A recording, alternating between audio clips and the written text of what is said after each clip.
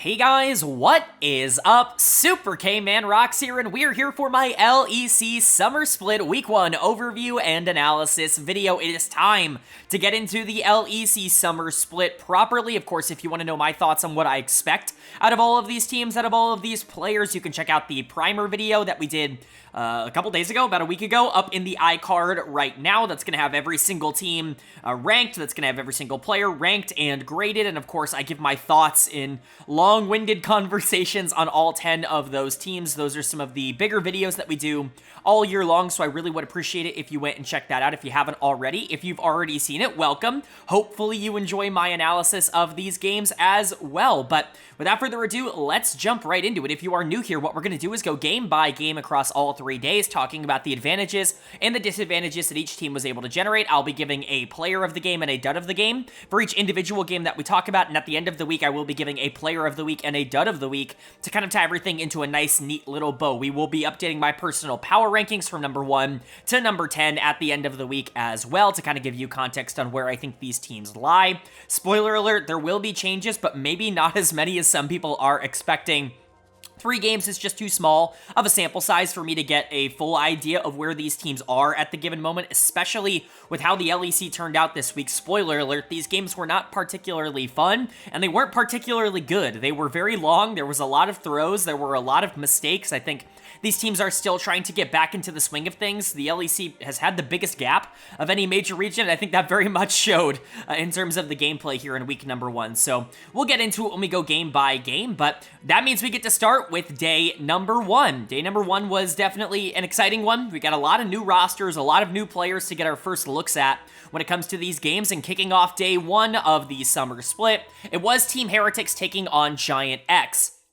Heretics is going to pick up the win, 38 minutes here, and this is actually a pretty great example for a game that I think kind of defined how the gameplay went this weekend. This was a really sloppy game from both teams, but especially from GIANTX, where they just failed to accomplish very basic tasks, and I really do think watching this made me want to put them last in the power rankings, like almost regardless of how anybody else this week does. This was such a horrible performance from GX across the board, not even just the new additions or the players we thought wouldn't do well. Everybody on the team played horrible, and Heretics ends up coming out on top because of that. I do like some of the meta adaptations that we're seeing. Corki actually is being played as an AD carry here in the LEC. As we've seen in the LPL, teams have not picked that up super fast over in the East yet. I think teams are still just relying on him as a mid laner. They're not really utilizing him as a flex pick like I think he is right now, but Fnatic more than willing to take that Corki down into the bot lane and really carry in the late game here. One of the things that I'm going to establish as kind of a trend throughout this week is that scaling clearly is just the way to play right now in the LEC. And, with the games going as long as they are, when you have something like Corki that is pretty inevitable, that is going to just be the strongest thing in the game. You have nothing on the side of GX that's going to scale in the same way, and Fnatic gets player of the game because of it. He really was awesome on the Corki. Perhaps he could have been tested a bit more. There were multiple times where it's like, okay, the frontliners just need to dive onto the Corki. If you can shut him down, all of a sudden these fights become a lot more difficult, but this really should not have been a 38-minute win. This should have been a lot quicker for Heretics, who was in control for a lot of it. I don't want to, lambast them. I think Trimby had a couple of good moments. I would have liked to see him peel in team fights a little bit better, but he was really aggressive in this game, which I think you can live with. And then Wunder was definitely the better top laner. Him versus Antonio was not a particularly fair matchup for Antonio, and we'll talk about that when we get to the GX section. But Fnatic was definitely the player of the game, was definitely the one that they were trying to build around in terms of their team fight front to back. He was the one that won them the final fight. Like, there's just a lot to like about what Fnatic did. Zviru, Yankos, they were fine here, but Fnatic definitely the main character, if you will, of Heretics, and I think that's a role that he's going to settle into more as the Summer Split continues on. But for GX, like I said, pretty horrible start to the season. The roster changes were not looked at incredibly positively by a lot of people in the offseason. I think it's a pretty clear downgrade in the top lane and then kind of a side grade in the jungle. I think some people might see this as a bit of an upgrade. I think Juhan has a bit of a higher ceiling, if only because I think he could be one of the better facilitating junglers in the league, but he's not a carry. He's not somebody who's going to come out and play Kindred and Graves and run you over in that way. He wants to play Sedge. He wants to play Maokai. That's always been Juhan's game, and so you're not really expecting him to be the star. And then Antonio was certainly kind of a risk in the top lane, and unfortunately, that risk did not pay off in this first series. He's going to get dead of the game. Not a good Zac game, man. He looked incredibly outclassed in the 1v1 up top against Wunder. Obviously, Wunder's a very good laner, very experienced. He's going to be able to take advantage of rookies better than a lot of other top laners, but Antonio did not look particularly good in that regard.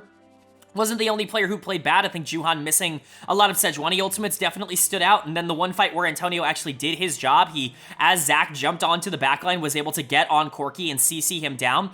Patrick, who's playing Lethality Callista in a comp where they don't really have a lot of damage, just refuses to go up and attack the Corki. Instead, just tries to chase down the Cassante from, 3/4 health. It just felt like everybody on the team had their brains off at every single moment. Jackie's goes 2-6 on Yone, not really being able to do anything other than ulting in and immediately dying. Like, he had no damage throughout this game. Poor Ignar on the Rel was doing his absolute best to be relevant in any way, shape, or form, but there was just nothing to do. GX looked horrible in this first game. Basically nothing going right, and if they play like this, they're gonna be the worst team in the LEC. But for Heretics, you walk out of game 1 with the win. You maybe want to see them get tested a bit more. They did well in the opportunities that they were given, but they didn't really have to do all that much this game. GX kind of gifted it to them in terms of their performances. Credit to Wunder, credit to Flakked, credit to Trimby. I think those were the 3 players that really stepped up and were the big influences in this game, but not really the most resounding win after what GX showed.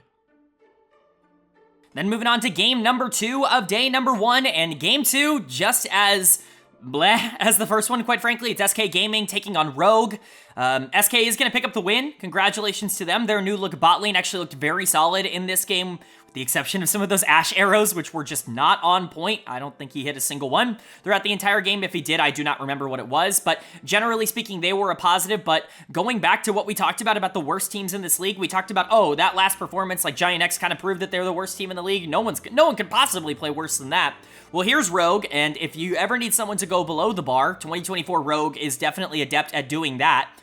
It's just not good, man. Like, the problems that this team has had all year long are not being salvaged. Like, they're not getting better. It's just this situation where Marcoon and Larson are the most passive players in the entire universe. They don't really do anything in the early game, and because of that, they give over every bit of objective, they give over every bit of pressure, and they're losing by 5k gold at 20 minutes every single game, and there's nothing that they can do. 36 minutes, ironically enough, one of the faster games of the week. We will get into that as we keep talking about it, but, like, this sucks. Like, Rogue is bad. Rogue is so bad. They have earned this 10th place ranking for a while now. And then SK, like, congrats. You did a lot of good stuff. Honestly, there is a lot to like about this game from SK. I think they did well in a lot of key areas. We'll talk about it here. The bot lane in particular really impressed me. Rahel is going to get my player of the game here. Some people might want to see this go to Isma because I think the Poppy was very impactful. Niski I thought was also super good in this game on the Talia, and Luan was also very good on the Ashe. Like, that is something that I want to point out. The problem was that Luan just couldn't hit an Ashe arrow, which is pretty important towards the kit. So even with all of the lane dominance that Luan showed and really, like, actively winning the 2v2 for his team, it didn't really matter because, the late game wasn't perfect, but Rahel was probably that nice combination for me where he was dominating the 2v2. Him and Luan absolutely obliterated Comp and Zoe Elise in that 2v2 down in the bot lane, and Rahel was still very useful as this game continued to go along. Hopefully this bot lane can just be more stable than what SK were getting before from Exakick and DOS. They had some really good performances, not only this year, but last year as well. They just weren't consistent really in any facet, and so if Rahel and Luan are going to come in and be better from a game-to-game basis, that could increase the floor of what SK offers. But like I said, Isma also very good, just actively applying pressure, which Marcoon was allergic to doing. Niski was pretty good this game, no real major mistakes, and was there to follow up on basically everything that happened in Irrelevant. Had that really funny play where he was 1v2ing Larson and Comp, and outside of that was just generally whatever. But SK looked fine. They played one of the worst teams in the league. It's hard to get an idea of how good they are from this, very similar to what I said about Heretics. And then for Rogue on the other side of this matchup, what else do you want me to say? This team sucks. Like, the scorelines aren't even really all that indicative of where this team is at. Like, Larson's scoreline looks good, and honestly, yeah, like, he was probably the best player on the team. He was actively going out and trying to do stuff in the late game at the very least on the Corki because Larson is a good team fighter, but they're so far behind in every single mid game that it almost doesn't matter how well they play. Their mentality is causing them to lose games instantly. Dud of the game is an easy one for me. It's going to go to Comp. I really just don't know what he is doing at this point. I know I've been very critical of him. I know I put him as the the last ranked AD carry going into this split. I do think he is the worst AD carry in the LEC, but all he has done is reiterate that opinion basically every single time he's played. This Ziggs was horrible, was not useful at all, got obliterated in lane by the Varus Ashe, and then just kept getting caught out towards the back half of the game. I don't think he did anything throughout this entire game, and that's just not a good look for a player that went to the quarterfinals of Worlds 2 years ago. Zoelise isn't much better, also one of, if not the weakest support in the region. Doesn't necessarily help that their 2v2 together is awful. I think that has definitely been a dragging down kind of force. Larson did get himself into a lot of trouble in the mid game where his positioning was bad, and that's always been a bit of a problem with Larson, but that's exasperated now that the rest of the team isn't doing anything. Marcoon is the most passive jungler on the planet, and he's playing Rek'Sai, and Finn just has to survive on like tank Udyr on the top side. Like, what is he gonna do in this draft and in this circumstance? Rogue is just inept. It's the same thing with GX. I really hope these are the two worst teams in the league, because I do not want to see either of them play a best of 3 in the playoffs. They are both so terrible to watch, and I can't even fathom what a worse performance than these two would be. The first 2 games are definitely not a ringing endorsement of what you can expect from the LEC, but nice win for SK. At least they were able to win it. Week 1 has always been kind of a big week for them, and that definitely continued here, at least at the start. Then moving on to game 3 of day number 1, and hopefully a matchup that's between two teams that have a little bit more going for them. It's Team Vitality taking on Team BDS, and BDS is going to pick up the win here, 33 minutes, again, relatively short considering what we're going to go into for the rest of this week, but another game where it's like, okay, just survive long enough for the enemy team to lose it, like, for themselves, and then win the game basically because the enemy was worse than you. Like, it is not looking good for the LEC through the first 3 games. I don't really like being negative on this channel, but it was really consistent throughout this week that the LEC was just not looking particularly good. Again, maybe you can chalk a lot of that up to the break, or maybe they just need to get some time to get readjusted, but BDS might do very well this split. One of the things that they are most well known for is their ability to just kind of stall things out, you know, keep things alive and let the enemy team make mistakes and capitalize on those mistakes. They're one of the best teams in the entire region at capitalizing on mistakes, even if they're not the most, like, dynamic all the time, and there's going to be a lot of mistakes to capitalize on throughout this year if teams play like this. Vitality got an early lead in this game. They did a really good job of laning, both 1v1 and 2v2, depending on the lane. They did a really good job pressuring their early game. Their hands were excellent, and then they just turned their brains off. They just decided to run it down over and over again. 2 players in particular, Photon and Hylissang, just decided they did not want to win this game, and they gifted BDS every resource they could possibly ask for, and then all of a sudden the game was over. BDS ends up winning it, and, you know, where did it go wrong for Vitality? I'll talk about them in a bit, but again, for BDS, player of the game, kind of a team effort. Really nobody, like, in particular standing out in my opinion, but Nuke was kind of the catalyst for a lot of the catches, a lot of the picks that they got throughout a lot of this game, so he's going to get player of the game for me. Also going Deathless, I think, is a pretty big positive. If you wanted to give this to Labrov, he was the other player I really considered. I thought Labrov had a very sneakily great game, but whether you want Labrov, whether you want Nuke, I think both are pretty applicable here. Ice was also good on the Senna, just not nearly as relevant, I would say, as Nuke and Labrov were, who were a little bit more active in terms of getting those picks. Ice just kind of following up on a lot of those picks. Sheo did a pretty decent job. Adam got rolled in lane on the Cassante, but then got a couple of shutdowns onto Photon to completely even out the matchup and actually gain a gold lead by the end of the game. Overall, BDS, again, just subscribing to the idea of, well, it doesn't really matter if we, like, completely destroy them. We just have to let them make their own errors, capitalize on those, and they'll gift us the game. And that's exactly what happened, is they were gifted the game in this one. But for Vitality, what are we doing, man? Like, I get it, Vitality's always been the high hands, no brain team. Like, Carzzy, Hilly, Photon, like, all of these players kind of do apply to this, like, great hands, no brain mentality, but it really came in full force in this one. This was one of the most feast or famine type of performances I've ever seen, where they did, like I said, a great job of actually establishing pressure. Photon had a pretty huge lead in the top lane. Carzzy and Hilly were doing okay, especially because they were on the scaling Corki plus Rel. You know, Orianna, you have a Lilia, you have a lot of ways to teamfight in the back half of this game, as long as you don't completely screw up the mid game. And that's exactly what they did. They completely screwed up the mid game. Dud of the game is going to go to Hylissang, but man, Photon should feel incredibly lucky that it is not him. Both of them were truly horrendous. Hylissang actively inting at multiple points. You know, we kind of gotten used to that from him. This has always just been Hylissang. This has not been any different on Vitality as it was on Mad, as it was on Fnatic, as it was on Unicorns of Love. This has just always been who Hylissang is, and you're going to have games like this every once in a while, and then the problem for Photon is that he did have such a lead and then he threw it away, essentially like, what, 5 to 600 gold on a free shutdown, just kind of chilling out in the top lane, over pushed for no reason. It's just a complete lack of thought coming in from this team, and I really have nothing else to say. Linsas was not making major errors, even Karzi in this game was not making major errors, but Hilly and Photon were so bad and they were so overextended and they were giving over so much gold that they almost single-handedly lost this game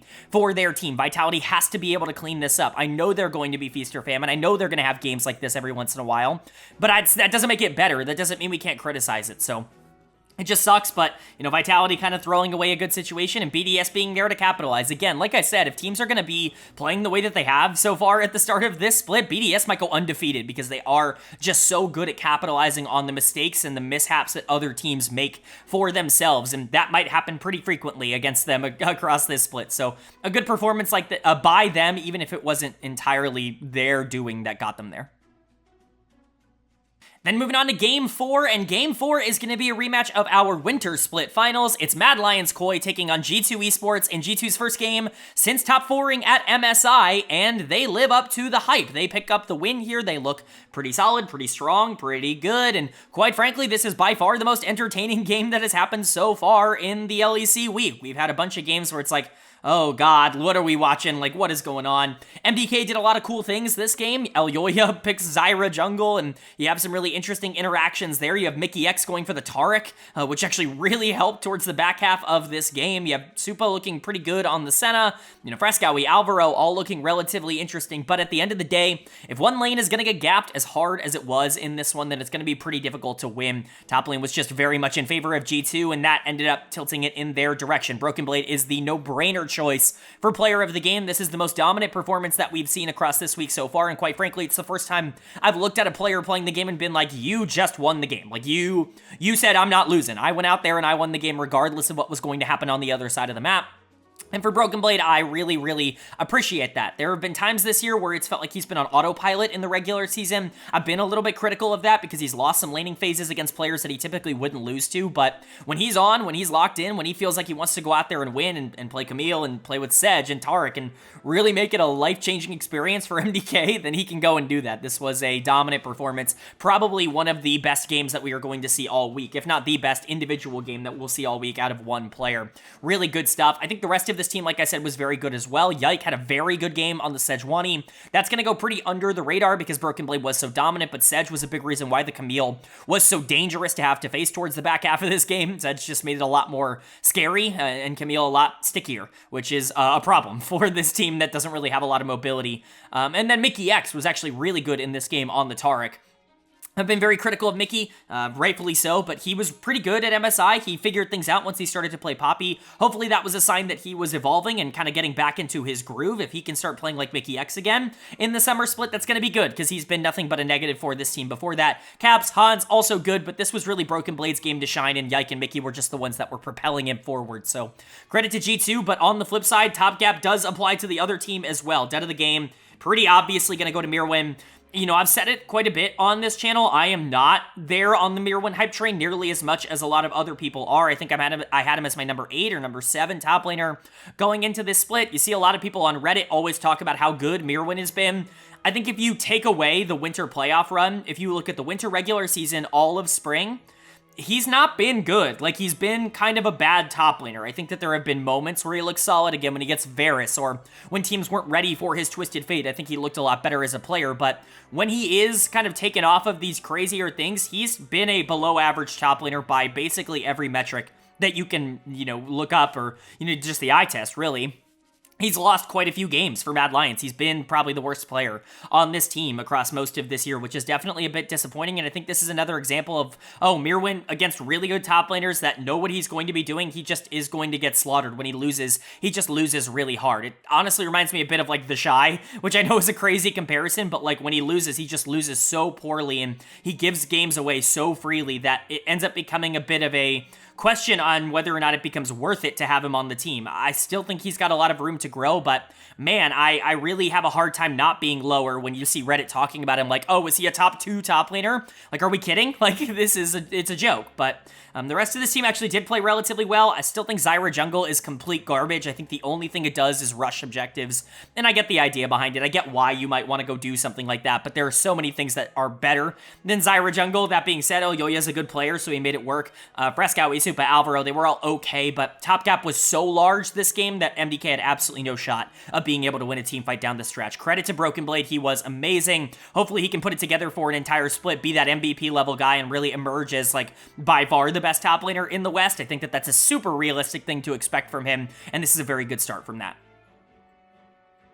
Then moving on to our 5th and final game of the first day, and this was a pretty hyped one, at least for me. I was excited to see it. It's Corp taking on Fnatic, and Fnatic is going to pick up the win, and it is going to be the shortest game of the day, but that is not indicative of this being a blowout by any means. This was another game where a team is able to get an early lead, do pretty well for themselves in terms of their mechanics, and they just don't have the macro or the decision-making to be able to overcome some late-game mistakes. Now, that's not to say this was the same as what we saw earlier with Vitality. I certainly think Corp played better than that in the back half of this game, but really, they kind of lost in draft, because once again, you gave Fnatic their ace in the hole, in the Poppy, in the top lane, and you drafted a comp that was super susceptible to losing to Poppy, and that's exactly what happened. Player of the game, very obviously, is going to go to Oscar Renin in this instance. It's so hard to get a read on Oscar as a player, because I feel like, generally speaking, I am lower on him as a top laner. I think he's good. I don't think he's great. I don't think he's like an elite player. I don't think he's top 3 or top 4 in the role.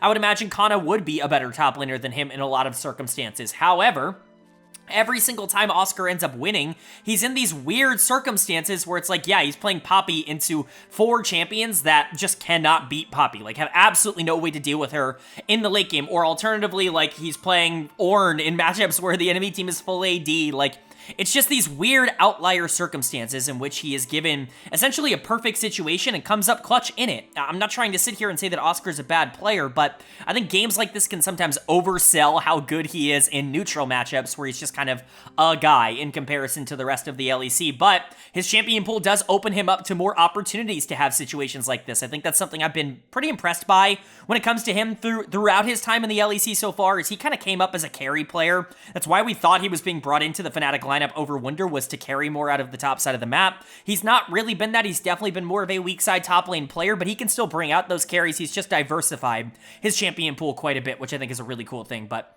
definitely the most valuable player in this game. I think Humanoid was also super good on the Hui, almost underratedly good in a lot of these fights on the Hui. That champion is in such a good spot right now. I think it's very, very undervalued globally. I think Hui should be one of the better mid laners in the game, or at least I would imagine that it should be, and it's just not played as such right now. That being said, when it is played, it clearly does work. Humanoid looked really good in this matchup. Razork on Ivern, we've seen this a lot as that, facilitator who's really good at early game pathing and knows exactly where he should be in the mid game. Noah and Jun didn't lose the game for the team. Noah actually played relatively well on the Zeri. Overall, this was a good late game from Fnatic. You maybe wanted to see them do a bit more in the early game, but look at their comp. It's Hui, it's Zeri, it's Poppy. Like, you're not necessarily going to be dominating lane in the same kind of way as you would with different drafts. Right now, scaling is king, especially in the LEC, and Fnatic very much proved that in this one. But for Corp on the other side, just not a clean end. And I think that's really the end of it. I think there are positives to take away from this. I think this is kind of indicative of where their season has been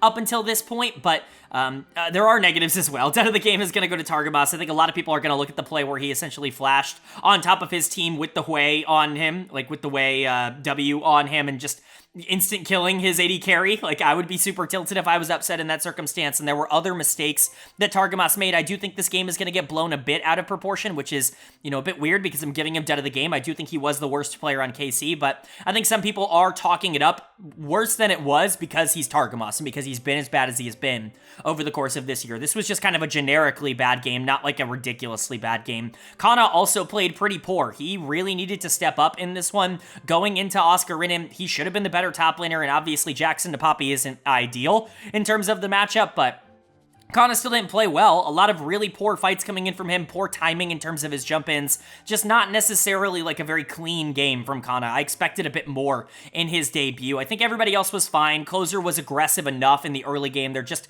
really wasn't a lot to capitalize on once the Rek'Sai was the one getting all those kills. And then you have Senna Talia, more supportive kind of carries out of those roles. They aren't going to necessarily be able to dominate the game on their own. This was fine for MK Corp, but again, it's very indicative of how they played throughout a majority of this year. They didn't look as bad as the other teams that lost today. They didn't look as bad as Rogue. They didn't look as bad as GX, but you know, they can't win games. They don't know how to close games, and hopefully that's something that does continue to improve now that this roster is very different. It's something they've really struggled at throughout this year, but at least there were signs here that they are able to keep up mechanically with some other teams in the league, because Fnatic is a very good team. This is a nice bounce back after that loss to Team Liquid at MSI. Oscar looked really good here, but I want to see how this team looks when they don't get a Giga Omega draft counter like Poppy later on R5. So good win for Fnatic, but not the most enlightening game in terms of performances.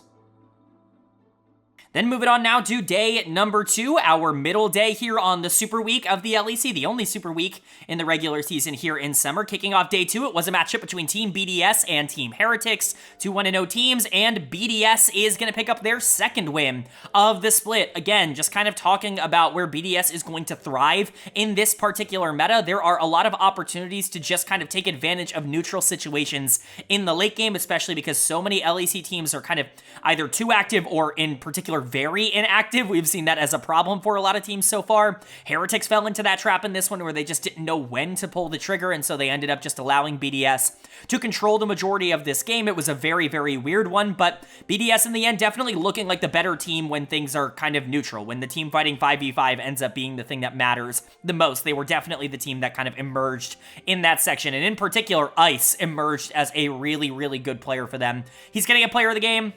I've been impressed with Ice over the course of this year. I've been pretty vocal about that. He's not been a star to me, but he's been a very good AD carry for this team, a more than serviceable starting caliber ADC, and I think that's more than a lot of other teams in the LEC can say. Flacket, another one who I think has been good this year on the other side of this matchup, but Ice has definitely exceeded my expectations. The player that honestly I want to compare him to on a global scale for my LPL fans out there, he reminds me a lot of Hope. Obviously, currently for Anyone's Legend, formerly world semifinalist on JD Gaming. Ice's playstyle reminds me a lot of Hope, where when he's given the right tools, when he's put in the right circumstance, he's just going to be super positive for the team. He's going to be very consistent, but he's never really going to stand out in that same kind of way. He's not somebody who's going to dominate lane. He can be a dominant team fighter, like he really is good in that stage of the game, but only really if he has the resources or the champion to go and do that. He's never really going to be like a top of the table kind of guy, but certainly someone that can add value to an already good team, and I think Ice definitely fits that mold for me here on BDS. I think their playstyles and their skill level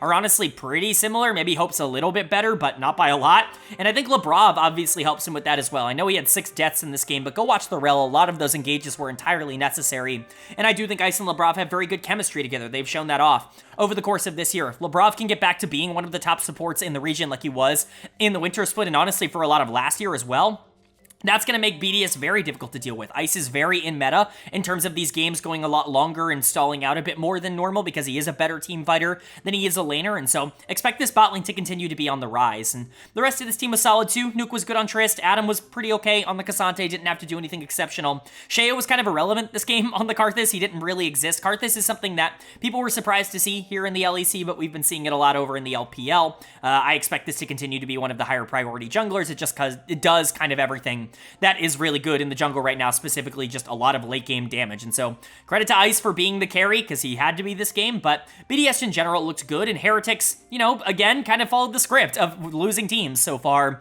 this week, where they did some stuff in the early game, stopped actually being aggressive, and then eventually lost. And that just kind of is how teams have been losing here in the LEC, is the lack of ability to pull the trigger. You were hoping that was going to land on Wunder here in the top lane on the Camille, but he had a pretty poor game. He's going to get dead of the game for me. I think his inactivity in the late game was very detrimental towards Team Heretics' success in this one. We've seen what Camille can do when given the right kind of circumstance around her to set her up and put her in a good position. This was, of course, no Sejuani Taric. You know, Ivern Nautilus is not going to give you the same kind of benefits that those two champions would as G2 got, but Wunder definitely showing that Camille is not the broken champion. It's how you play Camille that ends up making it worthwhile. I do think there were positives. Flacket and Trimby continue to look like the strength of Heretics. Flacket, in particular, is looking really good right now. I think he's looking like a top 3-ish AD carry in the LEC. He just doesn't really have the team support all the time. Trimby's good at setting him up, but again, I want to see more like killer instinct, more pulling of the trigger, especially when you're going to play something like Nautilus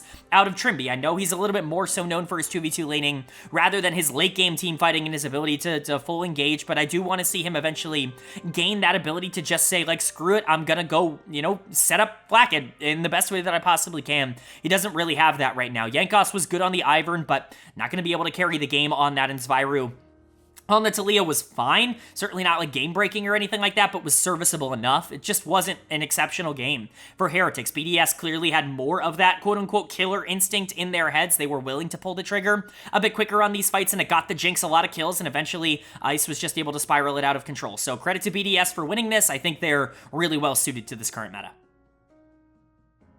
Then moving on to game number 2 of day number 2, and we've got ourselves a bit of an upset here as we saw Rogue taking on Team Vitality, and Rogue is going to pick up the win here, a 42-minute win, and I hate to keep repeating myself, but the story is once again, team gets big early game lead, completely throws it away in the mid game, and all of a sudden the losing team just wins because they have better scaling, and I hate to say it, Rogue is so perfect for this meta, it's absolutely insane, because Rogue's biggest problem is that they don't do anything in the early game, that they are going to lose every early game that they run into for the rest of time.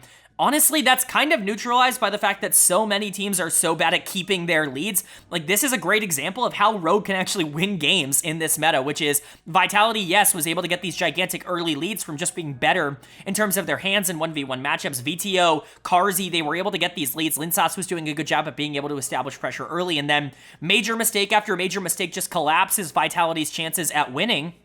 And Rogue is there to capitalize with a comp that, quite frankly, should never be allowed to win. Viego plus Azir plus Ashe. Like, this is not, you can't give this. Like, I get that this is Rogue style. I get that Markoon loves his late game team fight reset champions. I love that Larson loves to front to back, and Comp doesn't want anything that needs to be super aggressive. Like, I get the idea behind these picks in terms of the players, but man, as a comp, this should never win. But in a meta where teams are not punishing early game problems and they're actually throwing away their early game leads, then yeah, Viego Azir all of a sudden becomes a little bit more valuable. So kind of interesting to talk about it in that sense, but player of the game is going to go to Markoon. He's gotten a lot more of these this year than I remember. This is his 3rd player of the game for a Rogue team that's barely won. When they win, oftentimes Markoon is the one kind of driving them forward. Larson has been a part of that as well, but when Markoon is actually able to play the style that he feels comfortable on, when he's able to win on that style, it ends up working out, and the Viego was able to get resets in the back half of the game. Yes, he gave Baron over to a Ziggs ultimate, which probably should have never happened, but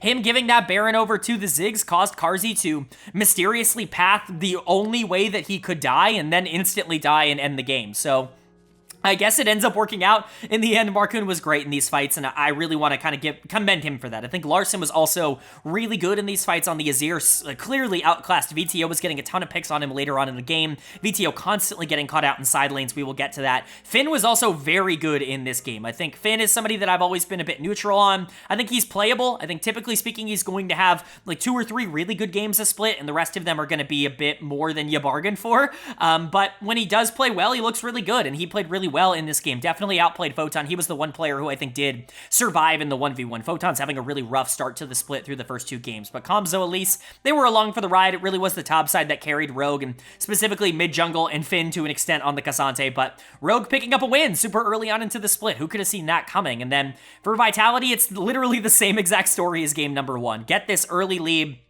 not be able to hold on to it, make some major errors, and lose the game.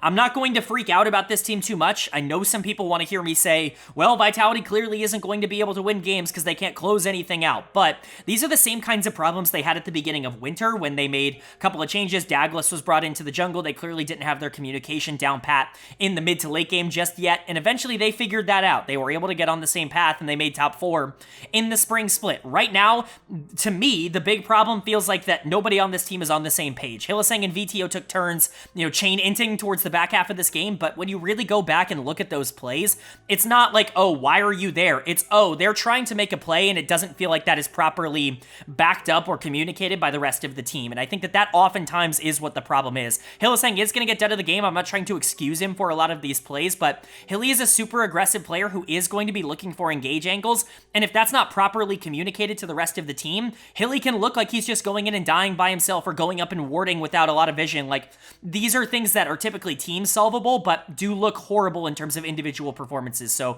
yes, Hilly was bad this game, but I'm not going to completely write him off. I really do feel like if this team can figure out how to communicate those things, it will get better. Now, VTO getting caught in side lanes is certainly not excusable. His Yone, I think, was pretty horrible this game, but he did well in some fights, and so he wasn't dud of the game for me. But Photon needs to lane a bit better. Again, this Camille needs to be able to win this matchup. It's why you're picking it, but Photon did not look good here, and he has not looked good so far in week number 1. Linsas looks a little bit like he's still adjusting to the LEC, which I think is fair. Carzzy looked good in these fights, but again, stole Baron and then randomly pathed the only way he could possibly die to end the game. It really was kind of a comedy of errors for Vitality. I don't think anything is really going right for them, but number 1 priority has to be to figure out some level of communication, because a team that's generating this much of a lead in the early game should be one of the most dangerous teams in the league. I still think they can be that, but right now they have to clean it up. And then for Rogue, congrats on picking up a win. Again, maybe somehow, some way this meta actually favors them and their lack of proactivity in the early game. Maybe that will actually be something that can net them some wins and get them out of bottom 2. I'm certainly not super confident in that at the current moment, but this win is probably better than almost anything they've done this year outside of that random win over G2. This is a good look for them, and, maybe they can use this to build some momentum for once. And then moving on to our third game of day 2, the middle game of the week. And it is the biggest disaster cluster F that I've ever seen in my entire life. It's K-Corp taking on Mad Lions Koi, and K-Corp somehow, someway, ends up winning this game. How do we get here? How did this happen? What is going on in the LEC? What is in the drinking water that we're giving to these players in the studio? Because this is one of the most incomprehensible games I think I've ever watched. First of all, K-Corp didn't play well. They didn't do anything good in this game. I mean, there were some good. I don't want to try and sit here and say they completely played horrible or anything like that. They still had to go out there and win the game, and they did go out there and win the game, so credit to them. But it's not like they played exceptional. It's not like I feel good about K-Corp coming out of this. I just feel so horrible about Mad Lions, because you took I don't want to say an unlosable situation, because as we've seen, no lead is unlosable, but a theoretically unlosable situation. I mean, you're up like 7k, you have completely busted open the base, and you lose not 1, not 2, but 3 fights after you've taken multiple inhibitors. 2 of those are in the enemy's base, and then you just straight up lose the game. How is this possible? How did we get here? There's not going to be a lot of true analysis, because this game is not replicable. I don't think this can happen again for either of these teams. Maybe K-Corp ends up dominating this series. Maybe this is the jolt that they need in order to kind of get their confidence back. Oh, we won this. Now we can go on our run. And if that's the case, that's awesome. But trying to generate thoughts and opinions because of what I saw here is just a very difficult thing to do as someone who wants to analyze the game. But we'll go ahead and talk about it. Player of the game, I don't know, man. None of them? Nobody had a good game. Nobody at the end of the day played really well for all 41 minutes. There were certain sections of the game where certain players played well. It's why I'm giving it to Kana, because he was the most valuable player in those late team fights. That Gragas was completely unstoppable by the end of the game. Not only was he a huge disruptor, MDK had absolutely no answer for it, but he was unkillable as well. And so Kana was super valuable in these fights, but Kana wasn't doing anything in the early game. It's not like he was super useful towards this team. If, MDK hadn't completely thrown away their lead by just running it down in the base, Kana wouldn't have had an opportunity to actually play the game well. So it's hard to really feel good about that. I think Upset dominated those late fights. Being able to survive that final fight on 1 HP was integral towards them winning this game, but he didn't play well in the early game at all. Vladdy was probably the most consistent across the whole game, but he also wasn't really all that impactful in any one section of the game, and Closer was just kind of there. Targamas, on the winning side, is going to get my dud of the game, because once again, this guy is so bad in the laning phase. It is problematic how not good he is in the 2v2 and how aggressive he is without the support of the rest of his team. It feels like he's going in at wrong times. It feels like he's not on the same page, especially as Upset, let alone the rest of this roster. I'm just not feeling good about Targamas, and dud of the game is going to stay on the winning side. That usually is a surprise. Not so much in a game like this where anybody could have theoretically gotten it, but for Matt on the other side, I would have hyped up Mirwin quite a lot. What a great bounce back after a game against Broken Blade where he got destroyed. El Yoyo was very consistent here on the Sedge. Supa had a pretty good game on the Ashe, all things considered, but And then you look at these last fights, and literally all of them are playing so poorly that I can't hype any of them up. I can't feel good about any of them, even if they did play well in the early game. It's hard to get an idea of where to be excited for MDK. This was just such a disaster of a game for them. You can't lose this, especially because it's a rivalry. Like, let alone the fact that this is against KC. You can't lose any game like this. This is just horrible. It's really hard, like I said, to give any sort of actual real analysis when it comes to a series like this. That's why this will probably be kind of the shortest section, but congrats to Mad, they lost an unlosable game, and congrats to K-Corp, they won an unwinnable game, and now K-Corp sitting at 1-1. Mad Lions is now at 0-2 because of this. Their confidence is somewhere. I don't know where it would be. If it were me, I would be completely shot at this point, especially with Mirwin, you know, getting that solo kill on Kana, celebrating all that much, and then not being as useful as him later on in the game. Like, there's just so much wrong right now with what is going on with Mad, and K-Corp didn't look much better. This was just a bad game, and again, kind of pretty typical of what we've seen in the LEC so far this week. Then moving on to Game 4 here of day number 2, and what was typically considered the Brexit battle, I guess has kind of become something else now that Giants is involved. It's Fnatic versus GIANTX, and Fnatic is predictably going to pick up the win. GX does not look any better here on day 2 than they did on day number 1, where they already looked pretty horrible. The only consolation prize I can give GX is Jackie's looked good this game. In fact, Jackie's looked really, really good this game. He's had a couple of these performances over the course of this year where he'll look pretty solid. He'll definitely be able to kind of hold his own and go up against some of the even more talented mid laners in the league like he did with Humanoid in this matchup, but the problem is there's just not enough talent on the team to make the most of those opportunities, make the most of Jackie's actually being able to step up. In the winter, in the spring, we saw some games from GX where it's like, oh, Jackie's won that for them, and obviously there's a lot to like about that, but man, when things go wrong for this team, they really, really go wrong. As for Fnatic, who actually did go out and win the game, what is this? Fnatic being slow and out-macroing an opponent? That's not the Fnatic that I know and love. That's not the version of this team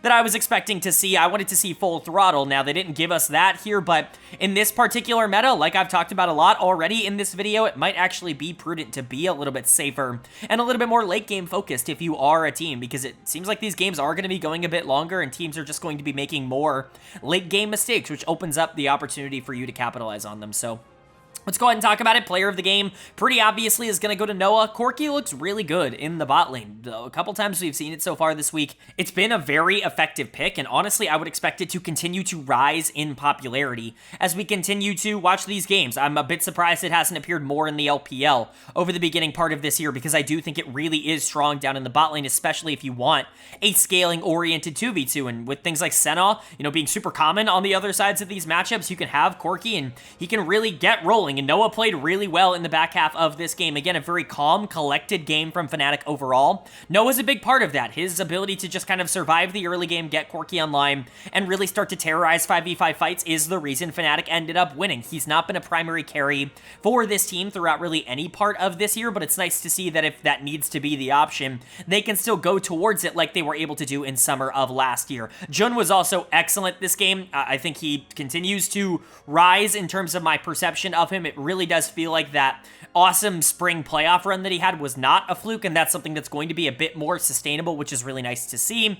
If he continues to be one of the best supports in the league, this bot lane is going to, at the very least, be upper half, and that's all they really need to be. Even if I'm not a huge fan of how Noah has played a majority of this year, they just need to be good enough to be able to capitalize on the resources that the rest of this team is generating, and they certainly are right now. Razork also deathless here on the Ivern. You can't really give Razork Ivern. He has had this champion quite a few times over the course of the last 2 years in particular, and honestly, it's been a huge kind of core piece for a lot of the Fnatic comps that they want to build around. They really like having that Ivern in the jungle to be able to just enable somebody else to carry the game. It allows Razork to not feel like he has to push the tempo super fast, and especially if you want him to scale, it's probably his most reliable champion. That and the Poppy have definitely been things that I think have really worked for him in late game team fights. Humanoid was fine. Maybe not perfect this game. Honestly, probably the weakest member of Fnatic. You can talk about how Jackie's was definitely better in terms of that mid lane matchup, but we will get to that. And of course, Oscar was also fine, but Noah was the carry this game, and Jen did a really good job of supplementing that. And then, like I said, for GX, it was Jackie's versus the world. This was a 1v9. He was phenomenal for basically the entirety of this game up until he just randomly teleported and ended the game late, like teleported, immediately died, and it's like, okay, well, GX loses now. I can understand that might have just been him a little bit frustrated, or maybe he felt really like he had to be the one to make the play. He had to be the one to go out there and actively save the game for the team. Whatever reason, that was not particularly ideal, but it's hard to really blame him for this loss in any way, shape, or form. Dead of the game might surprise some people for me. It's actually going to go to Patrick in the bot lane.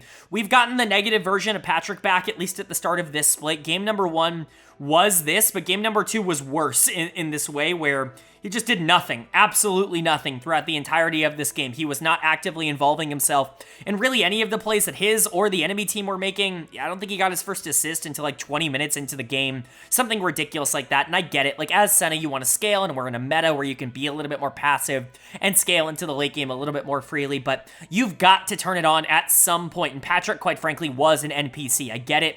He was the least amount of deaths on his team, but he accomplished nothing. Like, truly, he was a net negative towards GX overall in this game. I think Juhan continues to really struggle. He has not adapted to the LEC well, though it's hard to play Vi when the rest of your team is losing. Antonio is clearly going to be one of the weaker top laners in the league. He just struggles in the 1v1s in lane, even on tanks, and then Ignar is certainly not up to his game. He's always been somebody who plays to the talent level around him, which right now is really bad. So for GX, they're probably the worst team in the LEC. Rogue won on day 2, and that's a bit of a disaster for GX, because that's really the only team that's going to stand between them and 10th place, and this has not been a good 0-2 start. For Fnatic, you're 2-0. You look pretty good. You're probably the team that looks the best, outside of G2 so far through the first couple of games. They've looked really solid, and I think it's good to see a lot of the things that carried over from the spring playoffs are still there here at the beginning of summer. Some were concerned that was going to be a bit more of a fluke. I wasn't, but glad to see that it's still there. Fnatic is definitely still going to be a threat for the finals. Then moving on to our 5th and final game of the middle day here in week number 1. We've got another upset, and certainly one I was excited to talk about. It's G2 Esports taking on SK Gaming, and SK Gaming pick up a pretty massive win. I mean, this is pretty monumental for them. Now, there are a billion caveats when it comes to this kind of performance. First of all, when G2 loses to a team in the regular season, oftentimes that convinces me that that team is horrible. Look at every team that G2 has lost to over the course of this year. It's like, oh, they beat G2 because they're bad, and G2 didn't take them seriously. That's been every single G2 loss over the course of this year, or at least those are the ones that stick out in my brain. So typically, honestly, I don't think it's a good sign to beat G2, as weird as that sounds, but even more of a caveat, SK Gaming going on their week 1 run as they do every single split. There's reason to believe that this time it will be different, because this bot lane is just playing out of control right now. They're doing such an amazing job, but man, SK Gaming is so consistent at winning in week 1 and losing in every other week, especially week 3 and in the playoffs. And so, we'll get into it. Player of the game, though, is going to go to Rahel once again in the bot lane. Rahel has been awesome so far in the start. He's played 2 games for SK, and he's looked really good in both of them. He's been player of the game for me in both of them. He really has been a complete, success up until this point. SK's found minor successes out of their bot lane in the past. I think especially when you look back at the winter split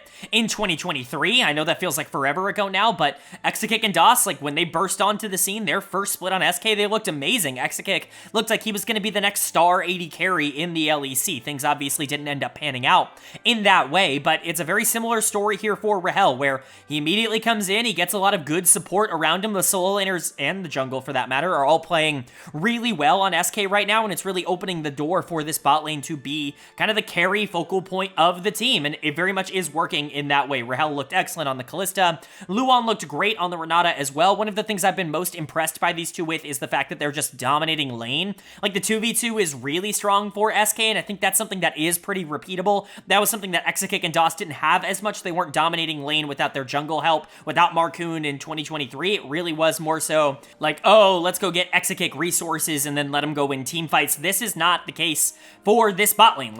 They're generating their own resources. They're doing their own thing, and it's working out really well for them. So that's something I hope can continue, but Rahel and Luan, really great start. Hopefully they can keep it up. You know, we've seen SK bot lanes or SK players in general start off really strong. Isma had an incredible start in winter before he was a lot worse in spring. We saw it with Exekick and DOS. Last year, Certus was kind of a similar story when he came onto the scene. So, you know, there are concerns that SK has a track record of, ooh, hot start, and then just completely fades away. I hope that's not the case for Rahel and Luan, but there's also track record to say like, oh, Korean AD carry, yeah, Korean support. It's probably going to work at the LEC level. It's working in a lot of different teams, but it wasn't just them. That's a big reason why I feel so good about SK, at least in this game in particular. The solo laners were excellent. Niski, I think, got the broadcast player of the game, and honestly, I completely understand that. The Hui was excellent. He was way better than Caps in this particular performance. I'm not trying to say that I expect that to continue, but I've continued to pump the brakes on the Niski hate for a long time. In fact, I feel like I've been a Niski defender for like 3 years in a row now, basically ever since he left Cloud9,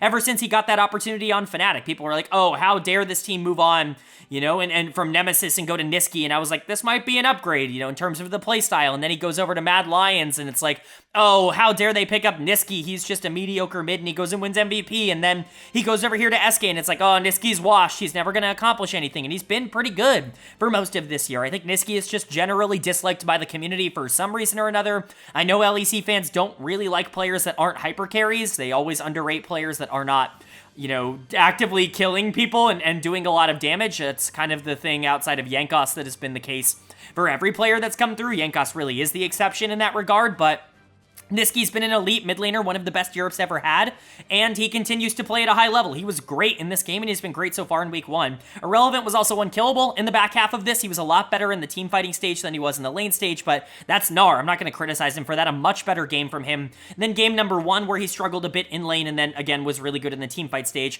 And then Isma, great setup play. I'm not seeing the aggressiveness that I saw out of him at the beginning of winter. I think that's something I still want to see come back. I want to see those level 3s. I want to see this team, you know, prioritize some carry junglers a bit more often, but right now, if you want to get Rahel and Luan comfortable, if that's the direction you want to go in, if you're SK, this is a pretty good way to start it. And then for G2, kind of a weird loss for them. They didn't play particularly well. A lot of weird mistakes. In particular, Caps is going to get dead of the game. Just a lot of weird mispositioning errors from Caps on Azir. This very much felt like him trying to do too much. I know he's been caught out doing that in the past. There have been moments where it's like, you got to pull back, Caps. Like, I understand you're the best player in the region, but you have to trust your teammates to do something. It felt like the game was kind of spiraling out of control, and Caps was making these do-or-die plays to try to bring them back, but in reality, he was just pushing it further away. Not going to freak out about it too much. Caps has been by far and away the best player in Europe over the course of this year. It's just one game, but Mickey X, I am a bit more concerned about. Another poor game from Mickey, and you know, he's had a lot of these this year, man. Poppy was supposed to fix these problems. That was the champion they pulled out a lot at MSI that really kind of stabilized Mickey's season. We talked about it where it's like Mickey finds one champion every year that he just plays over and over again, and it really makes him feel comfortable. Last year it was Braum. This year it feels like it's Poppy. Well, here's your Poppy going into SK Gaming, and it's getting absolutely obliterated. Mickey did not look good here, was constantly getting caught out. It's funny that Hylissang gets so much hate for his performances when I think Hilly and Mickey have been entirely comparable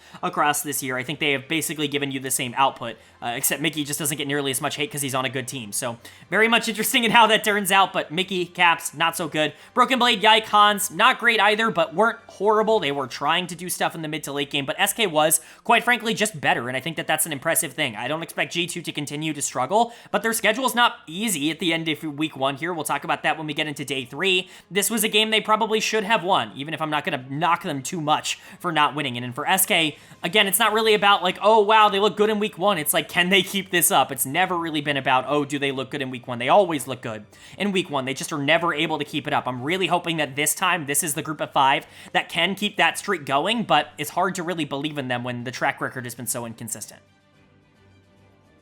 But that brings us to our third and final day of LEC action here in week number 1, and we kicked off our third and final day with the 2-0 versus 0-2 matchup between Fnatic and Team Vitality, and Fnatic does pick up the win to go 3-0 in week number 1, a really good week for Fnatic. Honestly, they look like the best team in the league coming out of week number 1. I'm not going to spoil what happens the rest of this week, but Fnatic probably looks the strongest and most consistent of anybody in the LEC right now. I'm not saying that they are the best team, but it's nice to see that the team that made the finals, that went to MSI, and had a couple of interesting showings there, even if the results didn't back up, it's nice to see that they can keep that momentum going, that they can continue to look really good. It reminds me a lot of Billy Gaming from last year, coming off of that miraculous MSI finals, run where nobody really expected them to be that team. No one thought they would get to MSI in the first place, and then they come back in the regular season and end up getting that #1 seed going into playoffs. I think something similar could happen to Fnatic, but for Vitality, things are going a bit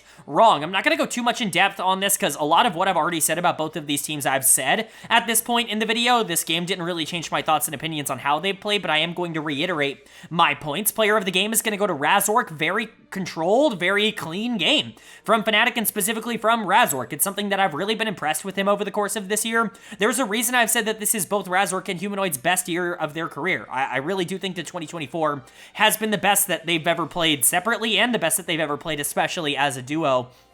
Both of them have really been able to step up and solidify their consistency on a game-to-game basis. Razork's doing a much better job at being able to control tempo in the mid-game. That was something he really struggled with last year in particular, but, 2022, even back to the Misfits days as well, he's never really been somebody who's been hyper-consistent in terms of being able to turn big leads into mid-game pressure. He's always been bad at being able to play from behind, but now he feels a lot more comfortable playing from whatever hand he's dealt with, and he can play multiple different styles in that vein as well. It's just growth as a player that I think I'm really excited to see. Of course, Humanoid is a part of that as well. Pulls out the Galio here in the third game of the week. Not necessarily something you would expect from Humanoid, but Galio really worked in this comp. You've got a lot of damage carries. The Aphelios, the Rumble, they can deal with those, the primary damage threats on the enemy team. They can be the carries, if you will, and Humanoid did a really good job of being that next piece, of being able to support the rest of the team. One of the things that always bothered me with Humanoid, and the reason I was a bit lower on him than other analysts, was that from a game-to-game perspective, you never really knew if you were going to see him try or put in the effort. It feels like he is super locked in right now on Fnatic, and that's something I've never really been able to say for Humanoid for an entire year. It's really good to be able to see that, and again, I really do think it's the best that both Razork and Huma have ever played. I think Noah and Jun, like I said before, are looking very good. They're progressing very nicely. Oscar had a very good week, all things considered. Fnatic just looked really solid this week across the board. No real major concerns. They just were probably the cleanest team in the LEC. And then for Vitality, it's basically the opposite. If you want to talk about just disaster weeks, this was a disaster week. Now, there are some caveats. They expected probably to go 1-2 this week. I had them at number 4 in my power rankings. They played number 2 and number 3, and they lost to both of them, and so I don't think those two losses are going to hang on them too much. I think obviously you would have preferred they beat BDS because they were in such a good position, and maybe you wanted them to look better against Fnatic, but at the end of the day, losing those games aren't exactly the end of the world for them. I think it's the loss to Rogue that really is going to sit poorly with them. That's basically an inexcusable loss, and it's something that I think they're really going to have to figure out if they can kind of come back from, but now they're sitting at 0-3, and that's a really horrible place to be. Hylissang is once again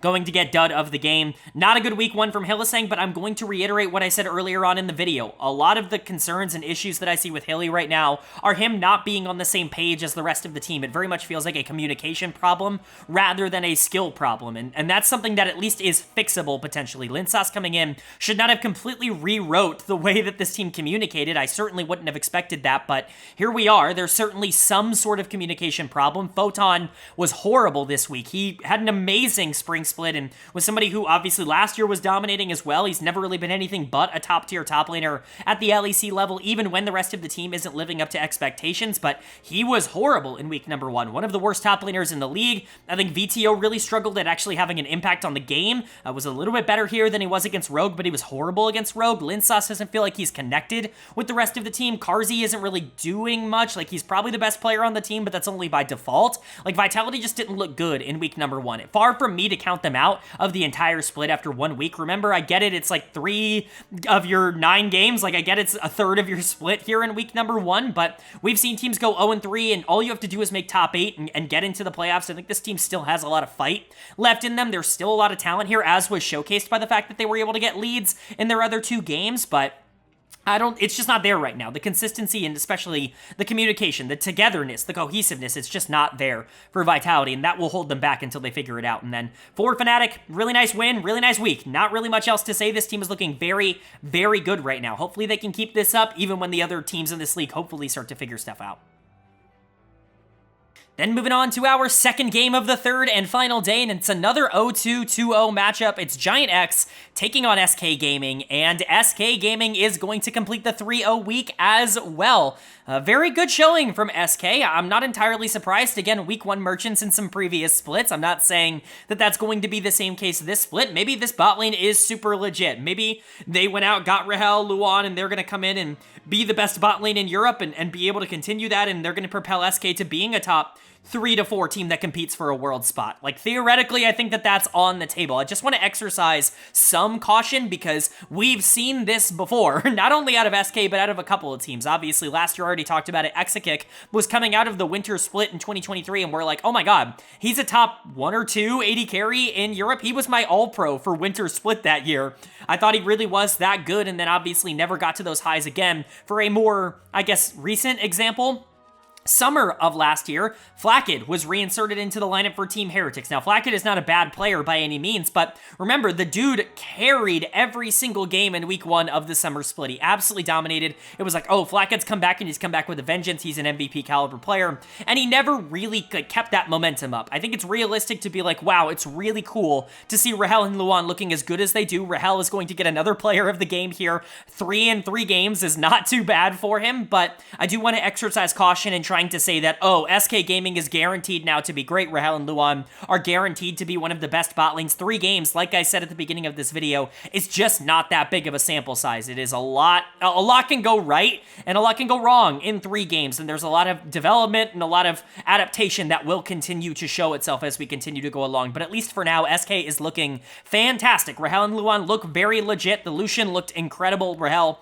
is amazing. Like, truly, right now, he looks like he's on a different level from every other AD carry. Now, that's to be expected. We've seen other AD carries come in that have played in the LCK or the Challengers League. Noah and Ice definitely come to mind, but Rahel, at least as a prospect, was better than those 2 players were coming over from the Challengers League. Ice had really struggled on Sandbox and never really established himself. Noah never really got a shot on KT Rolster, and Rahel was actually somebody who was looked at as one of the upper tier prospects in the Challengers League, and so, you know, there is a chance that he just comes in and is the most talented AD carry in the region. I think it's fair to say that that's real, but again, I want to see it more than just 1 week because we've seen some flash in the pans before. Luan on the same, you know, kind of plane. Like I said, 2v2, he's incredibly good. Him and Rahel have really good chemistry very quickly. I just want to see it over a bigger period of time. One player that I do want to give a big shout out to is Niski. I know he's not going to get a lot of love because the community doesn't like him, but what a freaking week from Niski. He was the second in command here to Rahel. And I think there were times where he was more impressive, times where he was less impressive, but for the most part, Niski had a phenomenal week, was maybe the best mid laner in the entire league across week number 1, and I think that that's a really cool sign to say. Hopefully he can keep that up. Isma, irrelevant, also really solid, but this week was about SK establishing their new bot lane, and they did that at a very high level. And then for GIANTX on the other side of this, they are kind of in the opposite zone where it's like, wow, they are likely the worst team in the LEC. With Rogue winning on day number 2, it's not a good look for GIANTX that they have been so inept throughout all 3 of their games. If there is a positive, Jackie's is legit. Like, he has had 2 games in a row now, and honestly, the development he's shown to really be like, okay, this guy can be an LEC caliber mid laner. I see why this team went out in the offseason and said, this is our guy, because they thought if we could get him into the system early and build around him, that there could potentially be something there very similar to like a VTO. I think that that's a pretty accurate thing so far. He was awesome in week number 1. It just didn't really matter. The rest of the team was garbage. Worth noting, Antonio also was really good. He was better than Irrelevant in this game, and I really do think that that was the most surprising thing for me to take out of this was how well Antonio played on the Rumble, but, you know, Irrelevant is known to just randomly lose games every once in a while, and so I'm not entirely shocked. It's just the rest of this team that has been kind of a disaster. Juhan's going to get dead of the game here. I think you could give this to Patrick as well, who was just completely useless in the back half of the game once more, very similar to the reasons I talked about him negatively in their game against Fnatic, but Juhan, I think, was undervalued as a bad player this week. I don't think I heard a lot of people talking about just how poor Juhan played throughout week number 1. He was not good. This was not a good introduction for him into the LEC. Again, I think it could get better for him, but it was not good in week 1. Ignar, Patrick, not a strong bot lane. This is probably the worst team in the LEC, at least coming out of the first week. I really wouldn't expect them to completely undo that. They were in my bottom 2 for a reason in terms of my projections. So far, they've done nothing but prove that right. They might even be worse than what I was anticipating. This is not a good GIANTX team, even if they are getting good performances out of Jackie's. And then for SK Gaming, he's got to hope that it's real. That's really all the fans can hope for at this point. If they come out in week 2 and they go 6-0, like to start their first, or 5-0, I guess, with the 2 games next week, I'm going to be a lot more in on SK Gaming. For now, I'm cautiously excited, but we'll see if that cautious optimism ends up turning into full optimism in just a couple of weeks.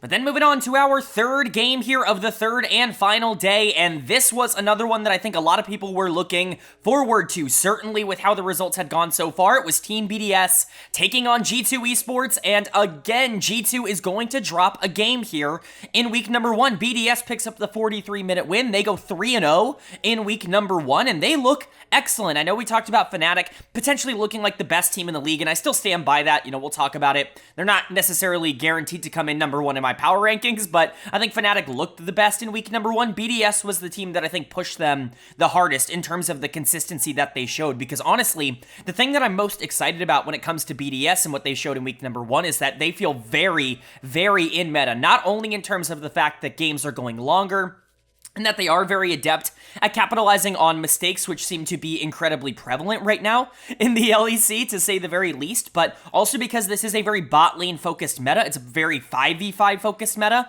and Ice is super good in that role. If you're just going to pick Jinx for him every game, he can pop off and he can carry. We've seen him get pentakills already this week. We could see a couple of more over the course of this split if everything ends up going right. For G2, I'm a little concerned. Like, 1 and 2 is definitely not what they wanted. I don't think they wanted to come out of this week being, you know, under 500 for, I want to imagine, the first time in like 8 years or something like that. Obviously, that's probably not true, but I imagine it's pretty close.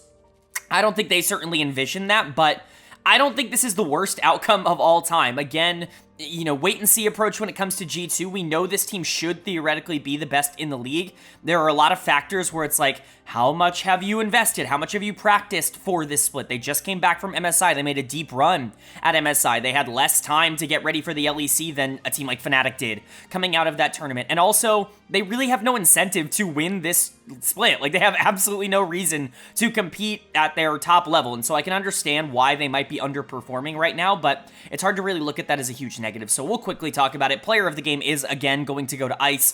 An amazing week. He has clearly shown that he is super in meta, with things like Jinx becoming a lot more prevalent. And honestly, one of the things I'm most shocked about is that we're not seeing Jinx more globally. We're really only seeing it here in the LEC, at least for now. I think the LCK would benefit a lot from bringing Jinx in regularly. I think the LPL would benefit a lot from bringing Jinx in regularly. There's just not really a lot of I guess, theoretical downside to Jinx right now. I know her laning phase isn't particularly good, and, you know, better bot laners might be able to capitalize on Varus Renato lanes a bit better, but if you can get into that mid to late game with even remotely even gold, like, Jinx is just going to completely pop off. She's in a really good state, and so I would imagine that's a pick that continues to rise in popularity globally. Ice has definitely shown the strengths of it here in the LEC, but it'll be interesting to see if teams adapt now, at least to BDS, by taking that away from them, because it has been their most successful pick. But Ice looking great, LeBron looking really good. Again, I want to give LeBron like the top support in the LEC title. I've been wanting to give it to him since last year because he's really been right on that cusp, and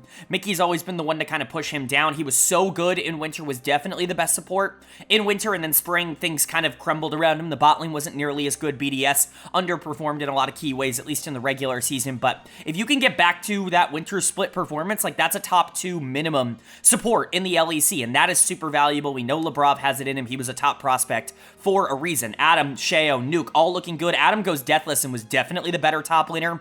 That's an encouraging sign. Again, another player who I think underperformed a lot in spring from his career norms. And then Sheo and Nuke were good as well. Not the stars here. Jungle mid certainly weren't what BDS wanted to play through, but bot lane was so good that they could get away with that. And then for G2 on the other side, Broken Blade's a pretty easy choice for dud of the game. Like, this was not a good game from Broken Blade, and you can live with that. Broken Blade's always been a bit of an inconsistent player. Obviously, it used to be way worse than it is now, but even still at his, like, completed final form, like the prime version of Broken Blade that we have now on G2, he still is going to have games every once in a while where it's just not all that good. And when you play Kennen and you're not able to get any early leads, when you're not able to poke out the enemy, and you're constantly going in trying to ult on the backline, but the team is really coordinated and is able to shut you down very quickly, then all of a sudden that champion doesn't become particularly useful. It's really hard to actually make an impact. And, Broken Blade was kind of the best player on G2 through their first 2 series. And so him struggling here, I think, hurt the team a lot. And I think some of the problems with G2 are becoming clear.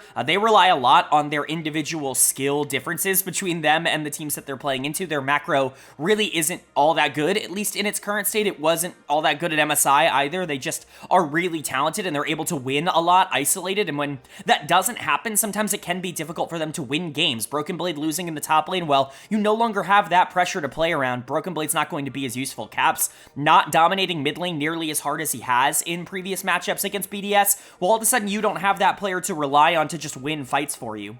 It's just a lot more complicated when you can't just outskill your opponent. And those are the things I think G2 needs to clean up. I think they will. I really have no worries that G2 is going to figure things out, that they're still going to be a threat as we move further and further along. There's a reason that this team has won both of the other splits this year and are clearly the best team in the West, and that's because they have the highest ceiling and honestly the highest floor as well. I think this was a rough week for them, but I don't imagine I'm going to freak out too much going into week number 2, and then when they go 3-0 next week, I'm certainly not going to be shocked. And then for BDS, they look good. They look really good. I had them high, had them number 3 in my power rankings. I thought this would be a Worlds team, and all they did was solidify that for me. Now, can they hold on to this? The problem has not been winning in the best of 1s. The problem has been winning in the best of 3s and the best of 5s in particular, and, that's still something that we're going to have to see out of BDS, but about as good of a week 1 start as you could get for them.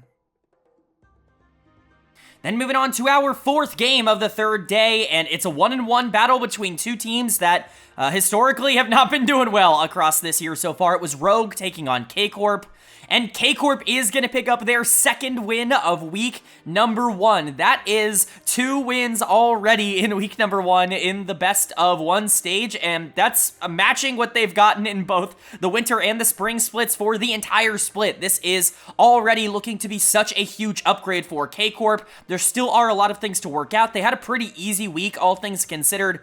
They were kind of gifted that other win by Mad Lions. They probably should be 1-2, but they got the job done where they were supposed to get the job done. And so at least with that, you can look at that as a positive, right? Rogue, a team that they've not been able to beat over the course of this year. So to see them come out and actually be able to beat them for the first time, it is a really good sign.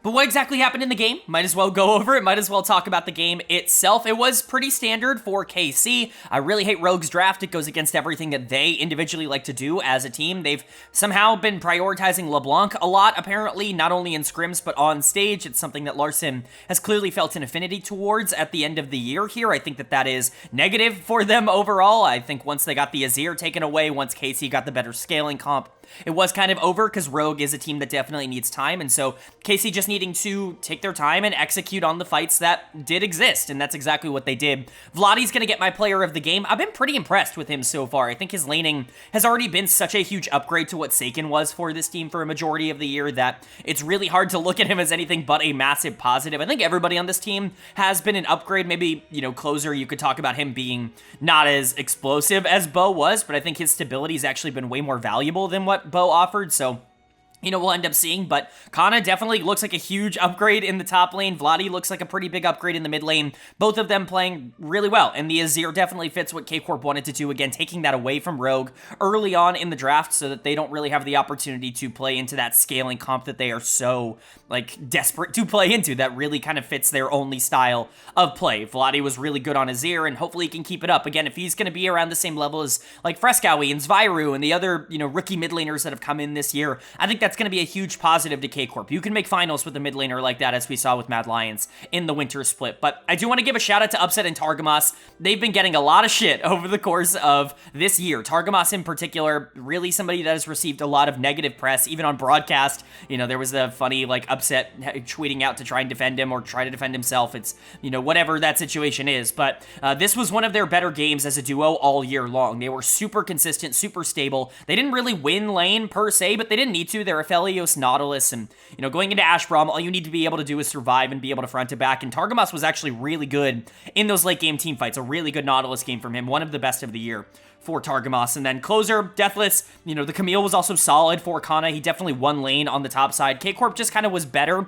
They went up against a team that they probably should have beaten, but old K-Corp might not have won this game. And so I already think we're seeing the kind of payout, the dividends of them going and upgrading their roster. But for Rogue on the other side, I just don't get it. I don't get why you want to go to this super high execution, early game, like, aggressive pathing comp. You put Marcoon on something like Rek'Sai, you put Larson on something like LeBlanc. Well, now all of a sudden your mid game is the only thing that matters. If you're going to be able to move around and generate numbers advantages, generate picks, win objective fights and skirmishes, then you're going to be in a good spot. But that's not how Rogue plays the game, and they didn't play the game like that here. They just kind of waited for everything to move into the late game, and now all of a sudden the LeBlanc's not nearly as strong as the Azir, because you're front to back 5v5. The Ashe isn't going to be able to keep up with the Aphelios because you're not looking for picks. The Rek'Sai never really did anything in the early game. It just was a very weird draft strategy to me, and Rogue obviously didn't go and execute it well. Larson's going to get dead of the game for me. If you're going to prioritize LeBlanc so highly as Rogue, which clearly this team wants to do over the course of this year, then you need to be more proactive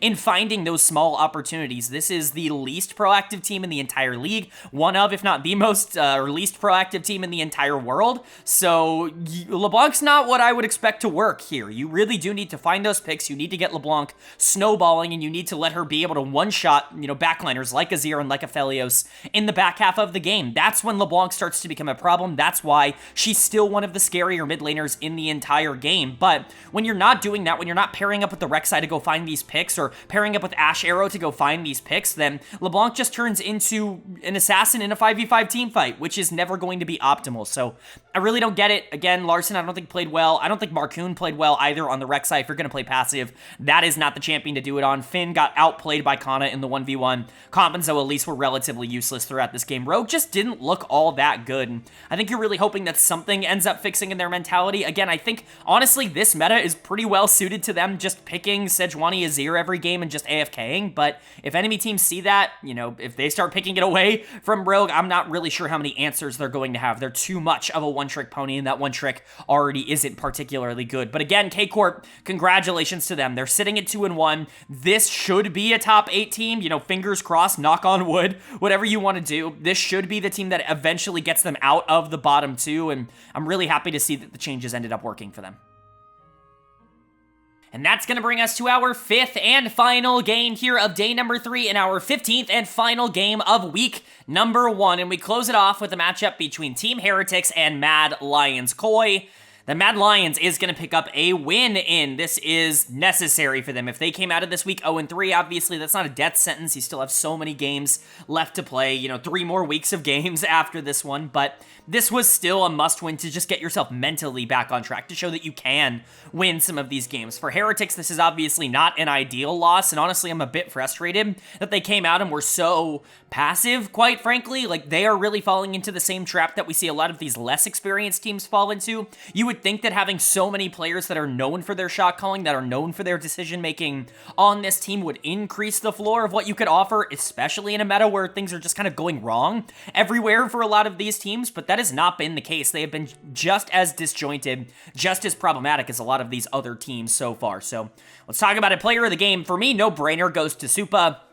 This bot lane is so good, dude. I know people love to meme on the fact that Supa called himself the best AD carry in the world or whatever he said he was, but I love that kind of confidence in an AD carry. Of any position, that's the lane that I want to hear that the most out of. I want to hear my AD carry come out and go, I'm the best player in the world, because you have to play with that level of confidence. If you're not confident in your abilities as an AD carry, you are going to get run over. That role requires you to know exactly when to go in, exactly when not to go in. You have to know exactly where you are in terms of your limitations, and you have to trust that you're going to be able to get the job done. And Supa certainly does not lack confidence in terms of his gameplay, and when things work, they really work. I don't even think it's really all that close. They are the best 2v2 bot lane in the LEC. The only bot lane I think could come close right now is Rahel and Luan, who obviously were really good in that stage in week number 1, but it's such a small sample size. Supa and Alvaro have dominated the 2v2 all year long up until this point, and honestly, there's really no reason to expect that to change by any metric. The Jinx Braum, like, they should not be winning 2v2. They should not be be winning in the early game, but they are so good that they were able to dominate that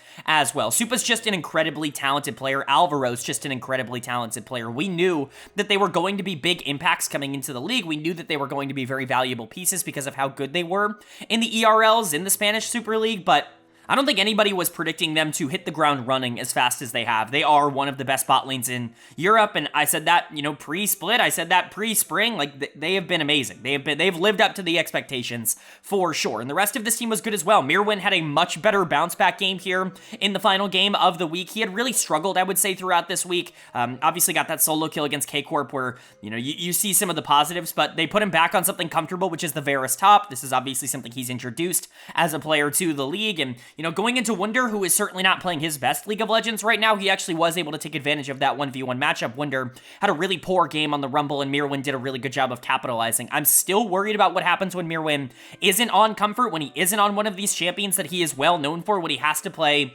Cassante against the rest of this league. Like, how does that go? We'll have to wait and see, but at least he played well in the Varus in this one. Frescowy, Elyoya, also pretty good. They have not been the problem so far this split. I would say they've been the strength, but MDK hopefully using this win to get themselves back on track. It's been a really rough week number one with how they threw that game to Corp. It's really nice to see them at least walk out not going winless. And then for Heretics on the other side, this team is so much less than the sum of their parts in their current iteration. Like Trimby, Yankos, Wunder, like these are legends of the LEC. These are champions at the LEC level, and they came together to just form this team that has absolutely no direction and really doesn't make any decisions. And all of them are theoretically like good, smart shot callers. Yankos, known for his shot calling. Trimby, known for his shot calling. To have a team with those two players on it and to have them be so inactive, to have them be so passive, it's just kind of frustrating. The only player on this team that I think is ever really taking the game into his hands is Flakked, and he was put on Jhin in this game. He's not going to be able to do that on Jhin. You're relying so much on Nautilus and on Viego to create opportunities for you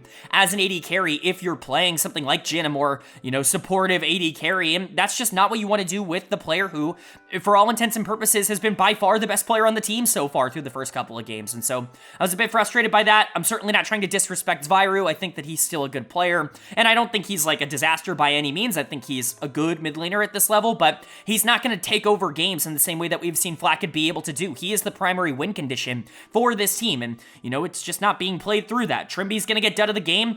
They got obliterated in the 2v2. Supa and Alvaro are obviously really good in that phase, but Trimby solo lost the lane in a lot of different circumstances by just allowing himself to get chunked out and really not being able to pressure anymore. It just feels like a complete lapse in judgment from these players, and it's just really frustrating to say that.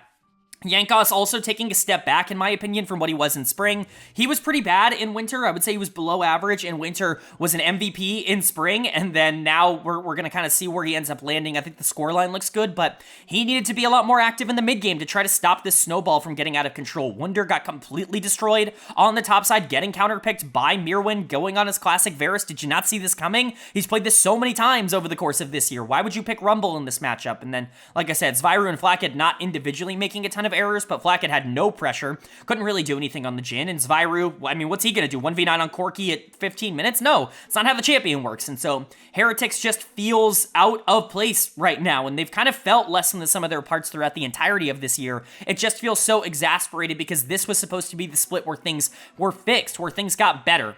They're not getting better right now. This is still not a very good team at this level, and honestly, at this pace, they might not even be like a top 6 team in the LEC. For Mad, this is a nice win, super necessary. Obviously, you don't want to fall too far, but we need to see those late game mishaps cleaned up. I think they will be. I think this team is talented enough to be able to figure it out, but, it's hard to give benefit of the doubt to every single team in the LEC, which is what it feels like I have to do right now, but Supa and Alvaro are still great. Nice to see Mirwin win. I just want to see what happens when this team actually gets tested.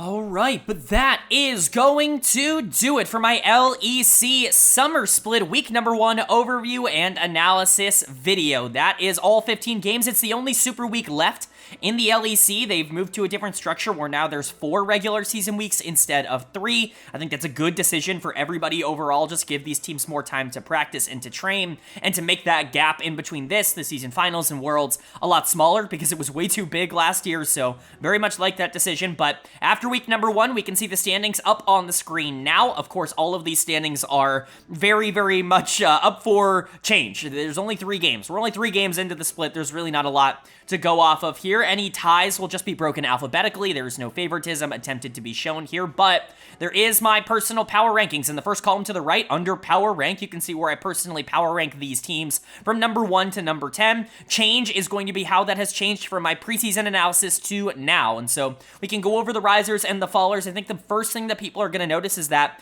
I'm not moving G2. They're going to stay at number 1. Honestly, something drastic would have to happen for G2 to not be number 1. They'd have to go 0-3 next week, and they'd have to lose to actual good teams and actually put up a fight, play well, and just not be good enough to win before I really feel like G2 can't figure it out. They still are favorites to win the split for me, and I think they should be for basically everybody else. They have shown nothing other than the ability to figure out all of their issues, to come back stronger from mistakes, and I don't really see any reason to expect them to do anything else this split, even if they struggled in week number 1. You're going to see them drop in other people's power rankings because it's a bit more reactionary, it's a bit more standings oriented. It's not how we work here. Like, G2 is still the team that I would pick to win the split, and so they're going to stay at number 1. Fnatic is going to stay at 2. BDS is going to stay at 3. Top 3, I feel like I got spot on. Fnatic and BDS looked like the 2 best teams in the league in week number 1, and I feel pretty confident that those two are the other teams in the top 3, at least at the moment. But SK is going to jump all the way up to number 4 from number 7. Hopefully this 6. Again, the problem is not that SK has never looked good in week number 1. It's that they have not been able to keep their momentum throughout the entirety of a split. Hopefully that ends up being the case here. The 3-0 was really strong in that bot lane. Looks super legit, but they have to be able to keep it up. Maybe shockingly, Mad Lions is going to stay at number 5. They honestly should be 2-1. Like, we should be looking at this as a 2-1 team, and we probably should be looking at K-Corp as a 1-2 team in terms of the actual results. More realistically, I'm treating them both as 1-2 teams. They really both kind of lost that game, and so that's how I'm taking it. But Matt, I think, just has more upside in terms of what I could expect them to turn into. But K-Corp is going to jump all the way up to number 6. I do think they've solidified themselves as a top 6 team right now. I want to see more. If they play the way that they did in that final game this week against Rogue, across other games, if they continue to grow and be more consistent, they could be a borderline top 4, top 5 team. They have that kind of potential, but right now, there are just too many unknowns. I'm really happy they're doing well, and I'm really happy they're 2-1, but they really shouldn't be 2-1, and so it's hard to get an idea. I'm treating them, like I said, like a 1-2 team, and that's why they fall in at number 6. And then Vitality is still going to come in at number 7. I know people are going to be completely ready to give up on Vitality, but like I've said multiple times, I honestly don't worry too much about this team. They have kind of the opposite of SK. They've struggled a lot at the beginning of splits and then figured things out as things have gone along. I expect that to continue to be the case. I expect them to figure out what their communication issues are. Now, if they don't do that, they're going to be a disaster, but at least for now, I'm not going to just expect that to happen. Remember, this team, I think, was 0-3 as well in the winter split, so certainly something to keep in mind. I actually had them higher in my first draft of this power rankings, but I didn't think that that was particularly fair. And then Heretics is going to stay in the top 8, but just barely. They're going to drop to number 8. They're the team I feel the most concerned about right now in terms of what they are showing. It just feels like they are completely devoid of life and desire to win, and if that's going to be the case, this team is not going to win a lot. And then Rogue jumping up to number 9, GIANTX falling down to 10. I don't think it's surprising to see these two teams in the bottom 2. Rogue got a miracle win, but I don't know how repeatable that is going to be, and then GIANTX does clearly feel like the worst team in the LEC at the moment. These are the two teams I would expect to not make top 8, but let me know what you agree with, what you disagree with down in the comment section below. Of course, be civil about it. We're going to have different opinions. There are going to be some things that I believe that you don't believe. Maybe you don't think Vitality is going to figure it out. Maybe you do think K-Corp should be considered a top 4 team already because they are number 4 in the standings. Like, that's all fine. Let me know those opinions, but be civil about it. We're allowed to have different opinions, and we're allowed to express those online. But with all that being said, let's move into my player of the week and my dud of the week here for week number 1. Player of the week, dud of the week, not hard decisions on either front. Player of the week for me is going to go to Rahel, the bot laner for SK Gaming. Truly a phenomenal week for the new bot lane for SK, and Rahel was kind of the driving force for that. He was the focal point, I would say, in all 3 of their games, was certainly kind of the damage carry in all 3 of their games, and so Really excited to see where that continues to go. Again, I hope he doesn't suffer like this SK bot lane or SK player curse where he just kind of continuously falls off as he plays more and more in the LEC. I hope that he can keep up this level of play, and honestly, his performances in the Challengers League lead me to believe that that is very much possible, but I still need to kind of wait and see because this org has ruined players in the past. And then my honorable mentions, Ice, 80 carry for BDS. This is not a big shock. This guy was awesome, specifically on the Jinx this week. I'm expecting to see more of that from them. And then Razork, the jungler for Fnatic, the other two teams that went 3-0 and the best players on those teams this week. Really excited to see where both of them go. But my dud of the week, another easy choice. It's going to go to Hylissang, the support for Vitality. Vitality had a disaster week. They were not on the same page. They were constantly getting caught out, and Hylissang was kind of the poster child for that. Was consistently in bad spots, but that's Hilly. He's going to go and look for these aggressive plays, and his team is either there to back him up or they're not. And when they're not, he's going to look really bad. When these plays are disconnected from the rest of the roster, he's not going to look very good. So unfortunately, that was the case this week for him and for Vitality, but you just have to hope that they're going to figure out their line of communication, their cohesion as a team, and get back on track. But for now, he's going to get my dud of the week in week 1, and Rahel is going to get my player of the week in week 1. But that's going to do it. I do hope you guys enjoyed. If you did, leave a like. It really does mean a lot to me. Lets me know you guys are enjoying the content, and it does help get this video out to a lot more people, which I'm always very appreciative of. If you're new here, hit the subscribe button. We post about the LEC every single week, and we also post about the other major regions every single week. We post about NA, EU, Korea, China, hell, the NACL over in North America. We cover all of them weekly on this channel, so if you're excited and you're interested in a comprehensive overview of everything going on in LoL Esports, this is the place for it. Hit subscribe and hit that bell so you can be notified when those videos do go live. But of course, with all that being said, I hope you all are having a great day. I hope you continue to have a great day, and I will see you all later.